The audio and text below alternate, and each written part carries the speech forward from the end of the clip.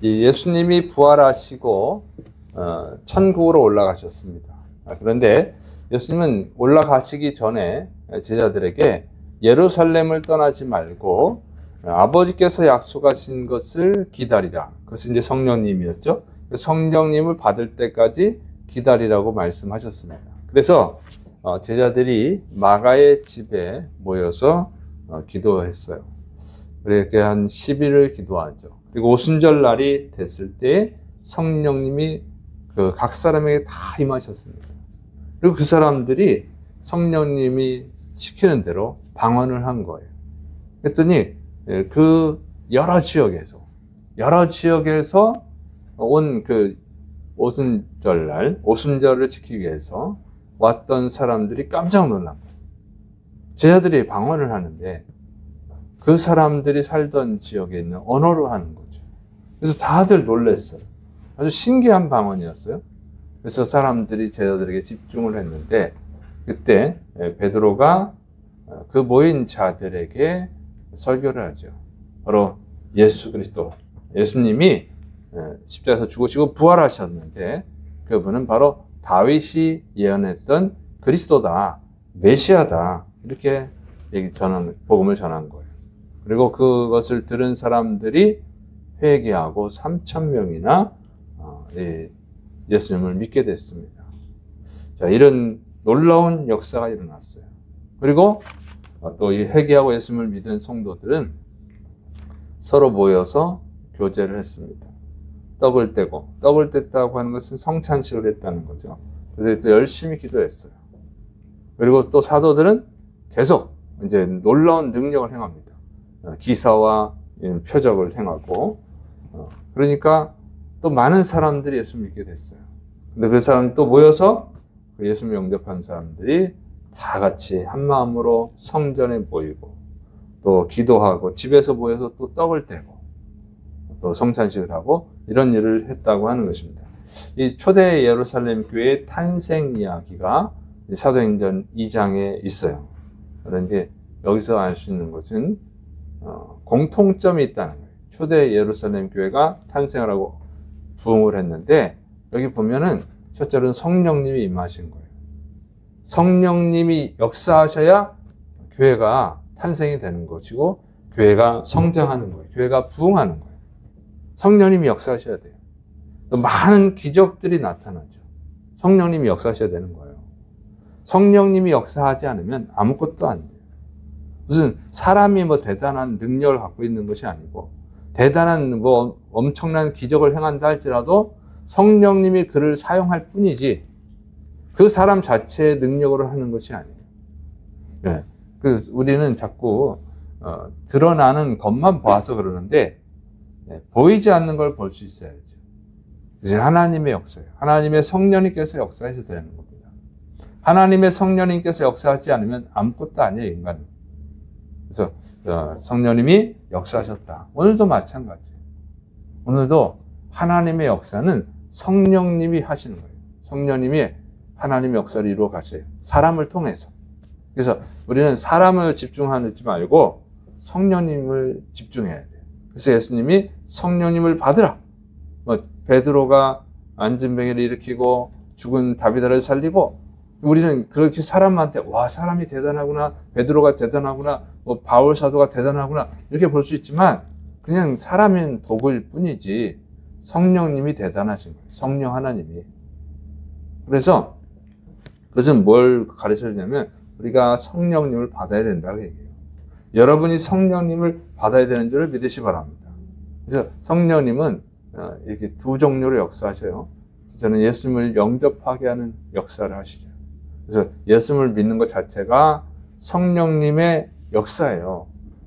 우리가 예수님을 믿고 싶습니다, 믿겠습니다 해서 믿어지는 게 아니고 성령님이 믿음을 주셔야 믿을 수 있는 거예요. 그 다음에 믿은 사람을 통해서 능력을 행하게 하시는 거예요, 성령님이. 그래서 베드로의 능력이 아니라 성령님의 능력. 그러니까 여러분도 성령님이 쓰시면 여러분이 평신도라고 해서 못 쓰는 게 아니에요. 하나님은 다 쓸 수 있어요. 평신도를 통해서도 목회자가 못하는 걸 할 수 있는 거예요. 왜냐하면 은사거든요. 은사. 성령님이 은사를 주신다. 이 목사는 은사예요. 목회 은사지. 예, 그렇지만 성도들한테도 얼마든지 역사할 수 있어요. 병 고치는 능력도 줄 수 있고 또 기적을 행하는 능력, 많은 기적을 행하는 능력을 성령님이 주시면 쓰는 거예요. 그렇게 하시는 거예요. 자, 그 다음에 또 하나는 뭐냐면 이 초대 예루살렘 교회가 이렇게 성장할 수 있었던 것은 이 사람들이 모여서 했다는 거예요. 모여서. 자, 이 성령님이 제자들이 모여 있을 때 임하셨죠. 모여 있을 때 임하셨어요. 모여서 뭐 하냐면 성찬식을 했어요. 모여서 이들이 뭐 했어요? 말씀을 배웠어요. 모여서 기도했어요. 모여서 전도했어요.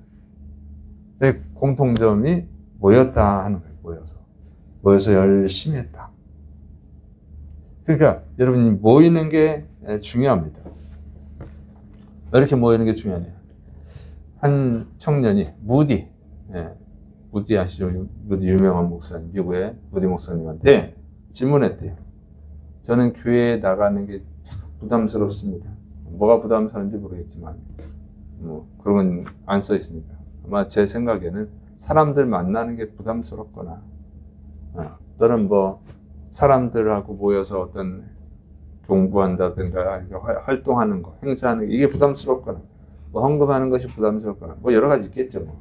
어쨌든 부담스럽다고 혼자서 집에서 성경 읽고 기도하고 예수 믿으면 안 되냐고 물어봤더니 이 무디 목사님이 그렇게 하더래요. 쇠꼬챙이로 난로에 살고 있는 그 장작을 다 이렇게 떨어뜨려 놨어요. 그러니까 이제 그 장작불이 꺼지죠. 꺼지니까 방이 추워지죠. 우리는 온돌이지만 그 사람들 난로로 이렇게 하잖아요. 그리고 이제 청년한테 물어본 거예요. 조금 전에는 집이 따뜻했는데 지금은 왜 이렇게 추워졌을까? 이렇게 물어보니까 청년이 그거야 목사님이 장작불을 다 떨어뜨려가지고 꺼졌잖아요. 이렇게 대답을 하니까 목사님이 그러는 거예요. 장작불이 모여서 있을 때는 잘 불타지만 떨어뜨리면 다 꺼진다. 이렇게 똑같다. 성도들이 혼자 신앙생활하면 이렇게 문제가 생긴다. 합심해서 같이 모여서 예배드리고 기도하고 그래야 성령의 불이 타오른다. 이렇게 얘기를 했대요. 바로 그겁니다. 여러분 혼자 하면은 굉장히 위험해요. 혼자 말씀을 읽고 혼자서 어떻게 그 말씀을 다 깨달을 수 있어요. 깨달아도 자기는 은혜 받을 수는 있지만 엉터리로 깨닫는 게 많은 거예요. 혼자 기도하면요 굉장히 위험합니다. 혼자 기도할 때 성령님의 역사할 수 있어요. 그렇지만 기본이 안 돼 있어요. 여러분 기초적인 걸 다 껴야 돼요. 그렇지 않고 막 혼자서 성령 받겠다 하다 보면 성령을 받았는지 악령을 받았는지 모를 수가 있어요. 그래서 혼자서 기도하다가 이렇게 악령을 받는 사람들이 실제로 있어요. 그래서 그런 경우도 몇 번 봤고 그런 경우가 있어요. 그래서 그렇게 잘못된 영을 받을 때 옆에 믿음의 사람이 있으면 그걸 딱 중지시켜주고 또 귀신을 내쫓을 수가 있어요. 저는 그 귀신 들리는 그걸 쫓은 경험이 있는데 그런 위험한 일들이 있죠. 혼자 안 했으니까 다행이지. 근데 혼자다 보면 그런 어려움이 있습니다. 또 혼자서 전도하다 보면 쉽게 포기하죠. 혼자 신앙생활은 위험한 거예요. 그래서 혼자 하면은 이단에도 잘 빠지는 거예요. 말씀을 잘 안다고 생각하지만 사실은 잘 모르는 성도들이 많단 말이에요. 그래서 혼자 하면 여러 가지 위험이 있다. 근데 같이 하면은 말씀을 잘 배울 수 있고 또 잘못됐을 때 질문할 수 있잖아요. 이게 내가 제대로 알고 있는지 모르고 있는지 질문해서 배울 수 있고 또 잘못된 얘기를 하면 그거 아니야 이렇게 얘기도 해주고 같이 기도하면 기도도 혼자서 하면 많이 지치잖아요. 오래 못 가. 같이 해줘 그러면 오래 할 수도 있고 그래서 여러 가지 유익이 있다. 그래서 교회는 모여야 되는 거예요. 일단 모여야 된다. 그래서 히브리서 10장 15절 모이기를 패한 어떤 사람들의 습관과 같이 하지 말고 오직 권하여 그날이 가까움을 볼수록 더욱 그리하자. 더 열심히 모여야 된다고 하는 거예요. 그래서 이 믿음의 공동체 안에 있어야 되는 거죠. 그래서 이 울타리가 있잖아요. 양의 울타리. 이 울타리 안에 있을 때 안전한 것이지, 울타리 바깥으로 넘어가면 그러면 이리, 늑대, 사자, 곰한테 잡혀먹는 거예요. 그래서 모이는 게 부자연스러울 수 있어요. 다른 사람들하고 맞춰야 되니까. 그러나 여러분, 그것이 바로 신앙 인격이 성장하는 거예요. 모이고 부딪히고 그런 단점이 있지만, 그러면서 우리가 성장해 가는 거예요. 예수 그리스도의 사랑을 베풀 수 있고, 그리고 예수 그리스도의 인내를 배울 수 있는 거죠. 그리고 주님의 마음을 이해할 수 있어요. 이런 것들이 굉장히 장점이 많기 때문에 교회 공동체, 사람이 모이면 항상 문제가 있어요. 그러나 그 문제를 뛰어넘는 하나님의 은혜가 있는 줄을 믿으시기 바랍니다. 그래서 항상 성령님이, 항상 보면 하나님은 모여서 있을 때 역사하는 거예요. 그리고 그 모임을 통해서 신앙이 굉장히 성장하고 나면 혼자 있어야 될 때도 있어요. 잡혔을 때, 오지에 가서, 아무도 없는 곳에 가서 복음을 전해야 될 때, 또는 회사 일로 먼 곳에 나갔을 때, 교회가 없는 지역에서 일을 해야 될 때도 있잖아요. 출장을 가서. 그럴 때도 믿음을 지키고 그러려면은 이제 성장을 해야 돼. 모여서 성장해서 혼자 다니엘처럼, 사도 바울처럼 있어야 될 때가 있어요. 그러니까 그럴 때 믿음을 지킬 수 있는 거예요. 성장하고 나서야. 근데 성장하지 않았는데 혼자 신앙생활 하겠다, 다른 사람들하고 불편해서 혼자 하겠다, 그건 벌써 기본이 안 된 거죠. 우리는 그리스도의 사랑을 베풀어야 되잖아요. 그리스도의 사랑으로 다른 사람을 대해야 되잖아요. 저 사람 꼴보기 싫어서 교회 안 나가요. 그러면 그걸 하나님이 좋아하시겠어요? 마귀가 좋아하지. 그래서 그런 것 자체가 문제다. 그래서 오순절 사도행전 2장에 보니까 특별하게 성령이 임하시고 성도들이 특이하게 다 모였다. 계속 모여서 했다. 이렇게 기록하고 있죠. 그래서 더 열심히 모여야 될 줄을 믿으시기 바랍니다. 모여야 돼. 모임을 흐트러뜨리는 것은 사탄이 하는 짓이에요. 그래서 여러분이 성령 충만하고 모일 때 또 성령님이 역사하세요. 그래서 이거를 잘 감당해서 여러분의 신앙이 성장하고, 그리고 성장해서 또 다른 사람들을 그리스도의 공동체 모임에, 교회 공동체 모임에 참여시킬 수 있는 그런 전도자들이 되시기를 축원합니다. 기도하겠습니다. 사랑이 많으신 하나님 아버지, 초대 예루살렘 교회는 성령님의 역사, 모임의 역사가 있었습니다.